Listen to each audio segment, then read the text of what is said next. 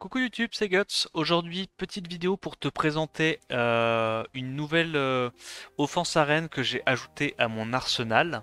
Je l'ai emprunté à Vensolidor. Je vous mettrai le lien de sa chaîne en description. J'avais vu jouer pas mal ça sur ses derniers Rush Hour et je me suis dit quand même, après l'avoir vu, que c'était une bonne offense. Donc je vais te montrer comment je la build et je vais te montrer à peu près contre quoi je l'utilise avec quelques exemples. Honnêtement, l'offense est tellement OP, je trouve, que tu peux passer beaucoup de trucs. C'est juste que en fonction de s'il y a beaucoup de sustain ou pas en face de toi, tu peux vouloir prendre une autre défense parce que ça peut être un peu problématique. Donc en gros, quel est le principe de la défense? Le principe de la défense, c'est qu'on va le jouer de l'offense, pardon, c'est qu'on va la jouer avec un Léo. Pourquoi Léo? Parce qu'on va pouvoir counter les défenses rapides qui nous cycleraient trop sans avoir ce mob là. Et du coup, on va pouvoir se permettre, en ayant peu de speed sur tous nos autres mobs, d'aller chercher énormément de stats pour être très tanky, créer ce différentiel de stats avec les autres mobs de défense rapides, en ayant des mobs très tanky avec beaucoup de stats. D'accord? Donc, en gros, le turn order, c'est Léo qui va jouer en premier. Ensuite, on a la Anavel qui va jouer en deuxième, qui va pouvoir potentiellement soit cleanse s'il y a besoin de cleanse et heal sa team, soit juste mettre un premier setup break def avec son sort 3. Ensuite, tu as le Ritesh qui va être là pour mettre le buff def et un deuxième setup break def avec son sort 3. Et en dernier, on a le Verad qui a beaucoup de défense de base, qui a 3 spells qui maintenant scale sur la défense, donc ça tape très fort, et en plus de ça, ça CC. Et en gros, l'avantage de cette team, c'est vraiment que tu as 4 mobs qui sont très tanky, très résilients, tu as beaucoup de sustain, tu as des leader skills de défense, d'HP pour augmenter encore ta tankiness, et tu vas pouvoir, grâce à ça, non seulement bien survivre au tour 1 si ça se passe mal, mais si ça se passe bien, en plus de ça, clear assez rapidement les ailes.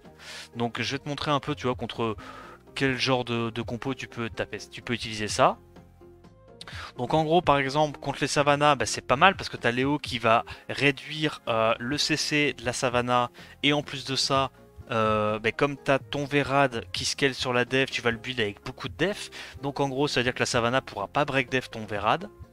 Voilà, donc là, tu vois, on s'est fait reset, il a fait le full combo, c'est un peu la merde. On a un petit proc et on va rebound très rapidement avec notre compo.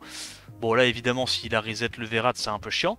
Et l'avantage de Verad en plus maintenant, c'est que si tu as plus de def que ton adversaire, tu ne peux pas glance. Donc contre tout ce qui est molly, healer en Nemesis, enfin healer vent, etc., tu sais que tu vas pouvoir réussir à mettre les damage vu que tu vas pas glance et à mettre le CC.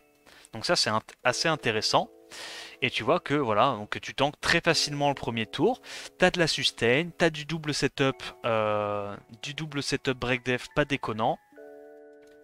Comme le Verad a des CD très courts sur le sort 2 et sort 3, hein, parce que sort 3 c'est 4 tours de CD, sort 2 c'est 3 tours de CD, donc en fait le mettre en view c'est quand même assez intéressant parce que ça augmente quand même pas mal les dégâts que tu es capable d'envoyer, et en plus de ça, bah voilà, ça te fait, tu peux sortir plus facilement des stuns, tu peux mettre des CC pendant plus longtemps, et forcément si tu arrives à mettre des stuns, derrière ça permet à tes autres mobs de reprendre des tours, te donner de la sustain, du strip, etc. Contre quoi tu vas pas utiliser ça? Généralement contre les compos avec beaucoup de sustain.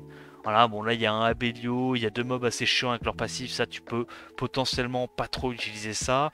Là il y a du Perna, de la Pra, de la Kami, c'est pas très intéressant. Tu vas vraiment utiliser ça principalement contre les compos qui jouent le tour 1.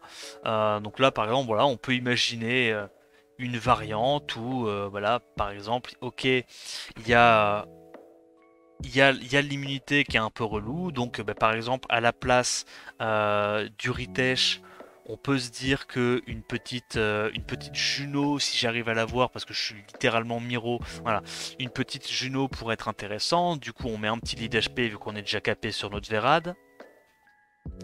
Tu peux mettre une Juno, tu peux mettre de la Pra, tu peux adapter ça un petit peu comme tu veux. Je vais taper la Clara, comme ça elle a moins de chances de faire son S3. Comme on a le Léo, la Savannah ne nous désynchronise pas. on a quand même un setup breakdef. Bon, on met pas le breakdef, ça c'est une chose. Et on met quand même des bons dégâts. Et l'avantage de CC les mobs en face, c'est vraiment que derrière, avec le CC du Verad plus le passif de Léo, ben on se fait pas cycler en fait. On se fait pas cycler et c'est même nous qui arrivons à mettre beaucoup de CC sur la team adverse. Et en empêchant les compos en face de nous cycler, ça réduit quand même pas mal les chances de l'ennemi de nous locksack en jouant 150 fois, en proquant, etc. Et tu vois quand même que l'avantage d'avoir un Verad en Vio, tu peux évidemment le jouer en rage si tu préfères en rage. Je pense juste que gagner 20% de damage sur ton Verad, allez 20-30% de damage sur ton Verad en le mettant en rage, alors que tu peux potentiellement proc en dehors du stun, faire S2, S3, c'est peut-être un peu moins intéressant parce que ça reste quand même une offense bruiser, d'accord. Et pour moi quand même avoir le Vio et avoir ce potentiel de sortir des CC, c'est quand même peut-être un petit peu plus intéressant que de setup un truc rage. Mais tu vois que tu peux vraiment l'utiliser assez facilement, parce que déjà de base, toutes les compos qui rely de la Savannah, tu tankes ça comme qui rigole parce que ben, ça counter complètement le kit de Savannah d'avoir un Léo. Derrière, t'as ton Nucker. Alors, il a beau être Nucker haut, comme t'as beaucoup de def, tu peux pas te faire embêter par la Savannah, tu peux pas te faire break def. Donc t'es plutôt pas mal. Hop, on a un petit proc. T'aimes bien avoir et le S3 de la Anavel et le S3 du Ritesh pour être sûr de mettre ton break def à peu près partout. Et tu vois que derrière, bah, tu tapes quand même assez fort avec ton Verad. Setup buff def plus setup break def, ça rigole pas du tout. En plus de ça, on a un petit lead def depuis le up de Ritesh qui rentre super bien dans ce combo. Et tu vois que ça a beau être une offense bruiser, quand le combo se passe bien, tu prends pas forcément plus de temps qu'une cleave classique à tomber les défenses. Donc c'est vraiment une petite team assez sympa qui counter pas mal les défenses premier tour qui ont pas assez de dégâts dans leur compo.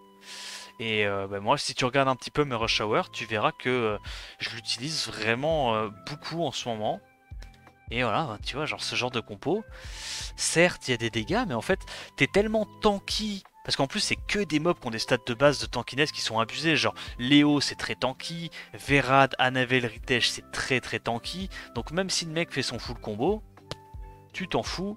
Tu tankes comme qui rigole. Et puis soit tu choisis de setup le break def avec ta Anavel, avec ton Ritesh, soit tu choisis de partir plutôt sur de la sustain avec un S2 ou un S3, enfin avec un S2 que ce soit d'Anavel ou de Ritesh, et au final tu vois, soit tu choisis de mettre des dégâts ou de mettre du cleanse et de la survivabilité, c'est un petit peu comme tu veux. Et je vais essayer de te trouver un petit match où ça se passe mal, tu vois, où ça proc beaucoup et tout. Mais comme tu es très tanky et qu'il y a Léo, ça arrive pas à cycler suffisamment. Et souvent de fois, tu vas quand même réussir à t'en sortir et à absorber le focus. Alors, pourquoi Ritesh est intéressant? Parce que l'avantage, c'est que maintenant que tu as 75% de chance de trip tout le temps sur S1, tu peux quand même assez facilement gérer les alphas. Alors certes, des fois, avec le turn order et tout, ça peut être un peu relou, mais quand même, la plupart du temps, tu arrives à t'en sortir contre les alphas. Les kinky, bah, vu que tu as le hard CC de Verad avec le S3, S2, tu peux aussi t'en sortir tranquillement. Moi, ce que je te conseillerais quand même, si tu as l'occasion, si tu as la chance d'avoir des bonnes destroy, c'est plutôt de mettre au moins un set destroy sur ton Léo. Un petit Vio destroy, moi je trouve ça assez sympathique. Donc le mien il est en HP crit damage HP parce que faut quand même que ton Léo soit très tanky pour survivre au tour 1. L'objectif c'est vraiment de survivre au tour 1.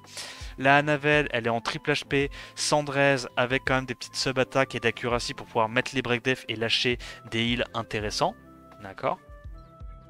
Pareil, si tu as la chance d'avoir des très bonnes wheels, tu peux aussi la mettre en vieux wheel, c'est intéressant, ça tu réduis encore plus les chances qu'elle se fasse CC tour 1. Le Ritesh pour moi c'est du vieux wheel, triple HP, tu lui mets de l'accuracy, si tu peux tu lui mets des petites sub-to-crit parce que quand même vu qu'il a un scaling HP, c'est pas déconnant de lui mettre du to-crit vu qu'il va taper quand même assez fort grâce à son scaling HP. Voilà, moi j'ai mis accuracy sur ce sort 3 pour vraiment setup ces petits break def. Et en dernier, le Verad, j'ai mis défense, crit damage, défense. Tu peux largement imaginer, si t'as pas de bonne crit damage avec de la défense, tu peux très bien partir sur un build en triple défense avec des subs to crit, des subs de crit damage. Comme ça, tu vas vraiment maximiser la tankiness du Verad tout en ayant quand même des bons petits dégâts. Artefact, moi j'ai mis crit damage en fonction des bons états des HP pour augmenter mes dégâts. Tu peux imaginer partir sur vraiment de l'accuracy sur 3, etc. C'est juste que en défense d'arène, généralement, il n'y a pas énormément de mobs qui ont de la résistance ou qui sont capés en résistance, à part des molly, des conneries comme ça. Du coup, voilà, je trouve que l'accuracy, c'est bien d'en avoir un peu. C'est pas forcément super utile sur ton Verad d'avoir d'être capé accuracy. Mais c'est pas mauvais, tu vois. Si tu as des bons artés accuracy, tu peux très bien aller chercher de l'accuracy, il n'y a pas de souci.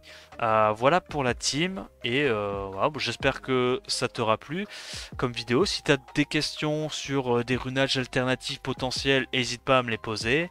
Je me ferai un plaisir de répondre à tes questions. N'hésite pas à liker la vidéo et t'abonner à la chaîne en même temps. Et puis je te laisse sur ce dernier replay pour te montrer un petit peu l'utilité de la team. Ciao ciao.